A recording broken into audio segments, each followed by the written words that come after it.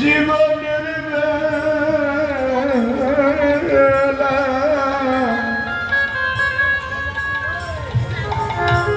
কার ভাগ্যের কথা জানা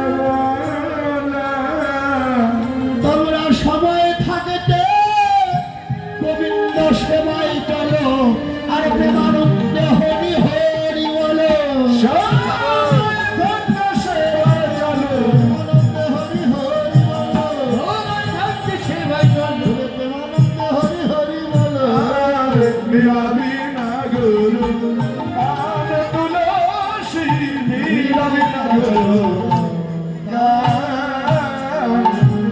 তবে শোন, যাবি তো?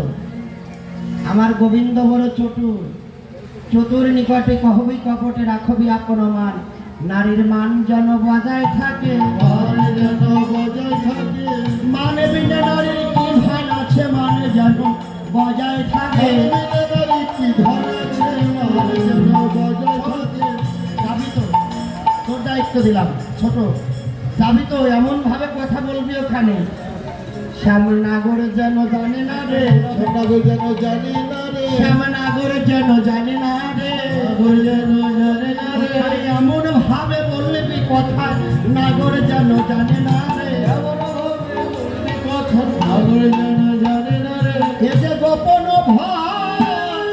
ভজনের কথা বলা যায় না যথা তথা।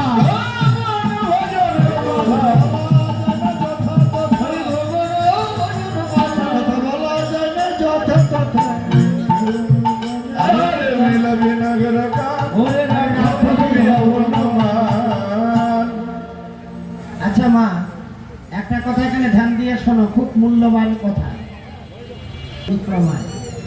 এখানে কিছু না নিয়ে গেলেও দুটো পুষ্প চয়ন করে নিয়ে গিয়েও যদি রাধা গোবিন্দ চরণে কৃষ্ণায় গোবিন্দায় বলে নিবেদন করো, সেটাও তোমার গোবিন্দ ভজন হবে।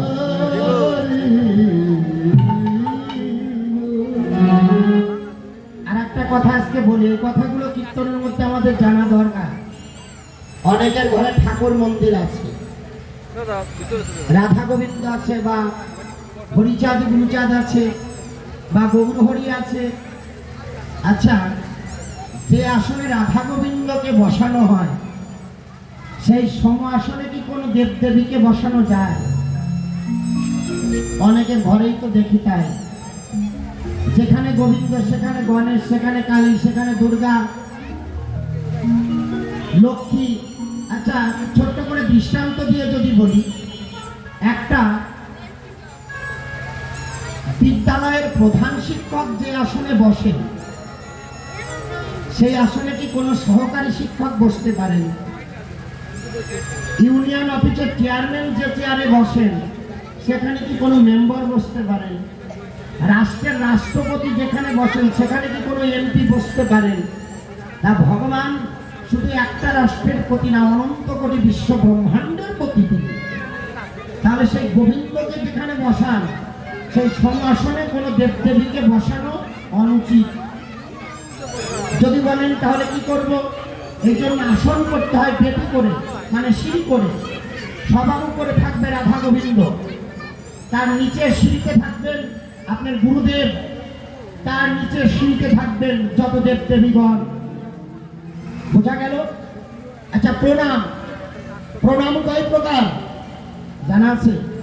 বলি এগুলো একটু। প্রণাম হলো 3 প্রকার।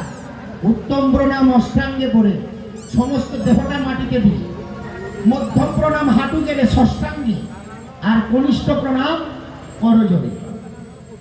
আর বর্তমান আমাদের যুবক যুবতী ছেলে মেয়েরা যে প্রণাম করে দুর্গা পূজা, পায়ে জুতা, ফিতা বাঁধা, খুলে না, এক হাত দিয়ে মনে মাকে সেলুট করে। এতে ধর্মের বদলে অধর্ম হচ্ছে।